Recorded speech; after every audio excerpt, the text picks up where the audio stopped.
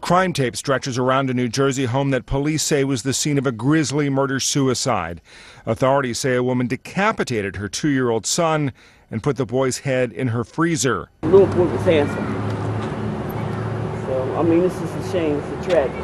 Officials say Siobhan Thomas killed her son and called 911 just after midnight Tuesday.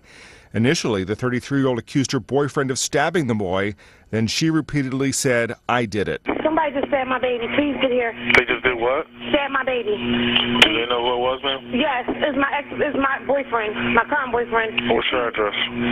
1415 Kane. You know what? Does he need an ambulance, ma'am? You know what? I did it. I'm lying. I'm lying. I did it. Does he need an ambulance, ma'am? No. I mean, no. He don't need. Nope. What's your name? Siobhan Thomas. Minutes after she hung up on dispatchers, police said Thomas fatally stabbed herself. It was terrible. It was just because you was on pins and needles, so you didn't know what was going to take place and what happened. You didn't know nothing until 7 o'clock when they brought her out in the Neighbors said Thomas and her boyfriend were sitting in front of the house earlier in the night, but police said the boyfriend left before the murder-suicide.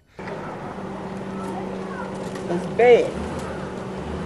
Because had we hadn't known something, I'm quite sure all the neighbors on this block would have talked to her. But, you know, people hold stuff in. You don't know what's going on. You know, times is bad. We in perilous times. Times is bad.